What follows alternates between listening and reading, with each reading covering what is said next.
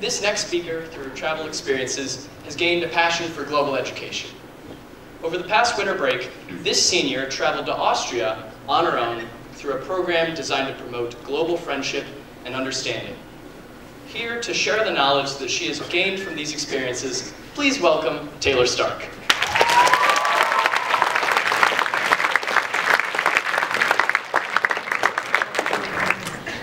Hi guys. So when I started to write this speech, I sort of had a dilemma. I knew what I wanted to talk about, but I couldn't agree with myself on the delivery. I could do something dramatic and theatrical, as expected, or I could do something like delivering an inspiring tale of what I went through on my trip, but after some thought, I realized that's not really what this is about.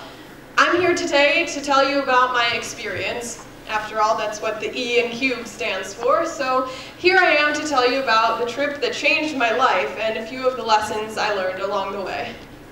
So, as many of you may know, and as some of you may not know, I had the privilege this winter of going to Austria for a week with a program called CISV, whose goal is building global friendships. I stayed in a city called Graz, which looks something like this.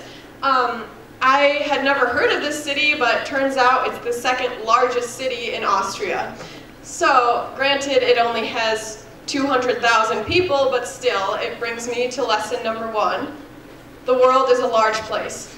Now, I know that sounds sort of silly. At the IA, we know all about other cultures, and of course the world is a large place, but my point is there's always more to see and always more to learn and experience that you probably don't even know about. So, being that this is a global program, we stayed in this house in Austria. I stayed with 5 staff leaders in their early 20s who were from Austria, and 26 other 16 to 18-year-olds from countries around the world, including the US, Netherlands, Luxembourg, Lithuania, Lebanon, Spain, Italy, France, Germany, Austria, Denmark, and Sweden, which I think is pretty cool. So, for this particular age group, we got to plan our own activities for the week. We had a schedule that looked like this. Because it was a global program, we did things about communication, global understanding, current events, and of course, stereotypes. So one of the activities we did that was particularly memorable is everyone got a piece of paper with their country written on it, and we sat in a circle and passed those around. When you got a paper with a country written on it, you had to write all the stereotypes you could think of about that country all the way around the circle until you got your paper back. When we finished, they looked something like this, with a bunch of writing on it and their country at the top. So, being from the US, I got the largest paper to begin with, and it was the most filled. Now, here's the worst part. There were no positive stereotypes. Not one. Like, literally 0. There were things that you would expect, like fat, lazy, obnoxious. There was even Kim Kardashian on there.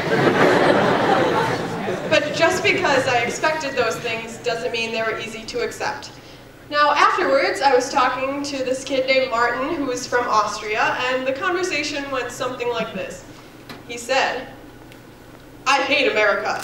And I said, "Well, have you ever been there?" And he says, "No." And then he says, "Actually, now that I think about it, I've never met an American I didn't like." So relaying this conversation now makes it seem sort of humorous, and to be honest, it was. But it still illuminates a very important thing to me. I think it's important to not only recognize other cultures and stereotypes, but to be aware of how we are perceived in the world and what we can do to change that. So that brings me to lesson number 2. Don't ever judge someone on what you think you know of them. It's not fair, and it happens to us all the time, and the only way we can change that is if we start. So, now fast forward to New Year's Eve. We all spent the evening doing cultural activities from around the world that are traditions for New Year's, which was a great experience. But then later, as it got closer to 12, we all went outside with the radio playing and counted down to midnight like we would here in America, with lots of singing and dancing and cheering and all of that. And as it got to midnight on New Year's, I looked around and I realized how amazing it was that we had all gotten so close in such a short amount of time.